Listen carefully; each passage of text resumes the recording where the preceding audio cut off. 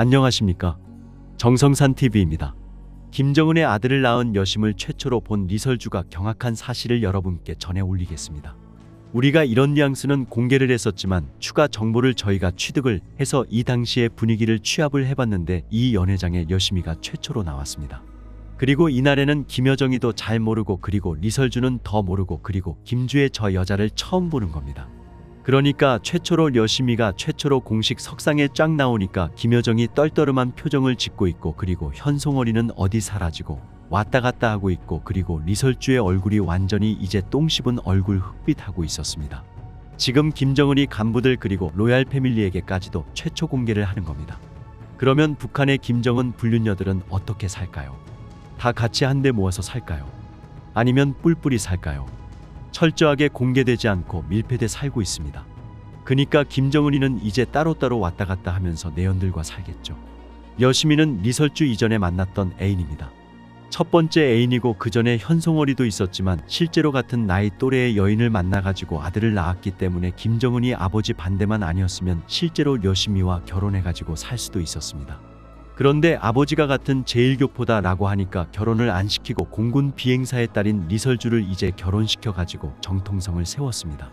그런데 리설주는 아들은 있는데 아쉽게도 좀 부실한 아들이 있고 현재 아들은 가진 여자 중에는 가장 강력한 후계 구도는 현송어리와 여심으로 파악이 되고 있고 기타 이제 어린아이도 있다고 합니다. 이제 세자책봉이 임박을 했고 세자책봉을 앞두고 아들을 가진 여성들이 초긴장 상태가 북한 평양에서 아주 팽배하게 지금 벌어지고 있다. 지금 정찰 위성을 축하하는 이제 기쁜 날인데 김여정의 얼굴은 완전 똥 씹은 얼굴입니다. 그리고 리설주의 얼굴은 완전히 이제 굳어가지고 어이가 없는 뭐 그런 얼굴을 하고 있고 김주애는 신기하다 이렇게 지금 보고 있는 거예요. 근데 이 여자는 지금 처음 나와가지고 그냥 이제 가만히 앉아있는데 마치 실제 주인공은 나다 이렇게 지금 모든 북한 간부들에게 암시하는 것 같은 이제 그런 느낌이 듭니다. 예전 같으면 경축날이기 때문에 여러분 보셨죠? 김여정이가 해골 같은 얼굴을 해가지고 기뻐하던 얼굴이 있지 않습니까? 하지만 여심이 있던 이날에는 똥 씹은 얼굴을 하고 있습니다. 그럼 뭐냐, 권력이라는 것은 나눌 수가 없습니다. 누가 되는가에 따라서 또 나의 패밀리 나의 가정은 완전히 쑥대밭이 되거나 저승길로 갈 수밖에 없기 때문에 누가 김정은의 총애를 받고 그 총애를 받는 누구의 아들이 후계자가 되는가에 따라서 나의 운명이 결정되는 그 순간이 바로 이 순간인 거지요. 그러면 누구한테 예고도 안 하고 새로운 여자가 딱 나오는 것은 김정은의 안중에 저 여자가 내가 있다 이거를 이제 북한 노동당 간부들에게 보여주는 거 아니겠습니까? 현송어리 김정은의 아들을 낳았고 강력한 후계자 중에 한 명이라는 것을 우리가 최초로 밝혀낸 것입니다. 그러면 김정은의 입장에서는 내가 사랑하는 여인들 뭔가 선물을 하나씩 줘야 되는데 정찰 위성을 쏘아 올린 기쁜 날에는 여심이에게 준 겁니다.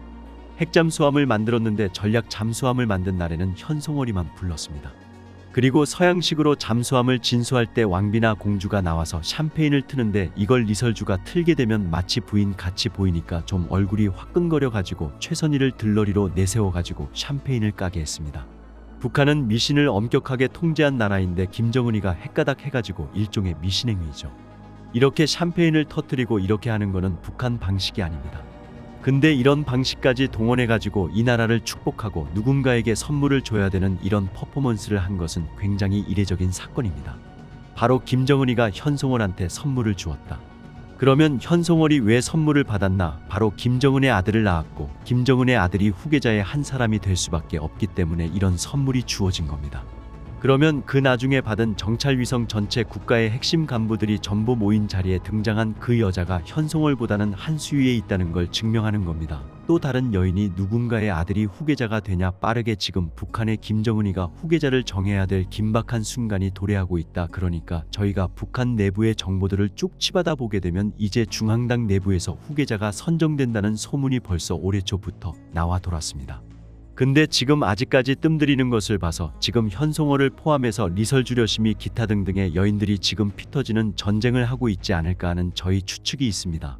이게 추측으로 끝나는 게 아니고 실제로 평양 내부는 조선시대보다 더 사극과는 더 영화 같은 드라마 같은 여인들의 전쟁이 지금 벌어지고 있고 콩가루 속에서 김정은 정권이 하루아침에 폭삭 망할 수 있는 그런 길이 열리지 않을까 하는 생각이 듭니다. 김주애가 후계자가 될 가능성은 없습니다. 김정은이 김주애를 통해서 권력 승계 작업을 하고 있다는 말이 있는데 이는 틀린 것이라고 지적했습니다.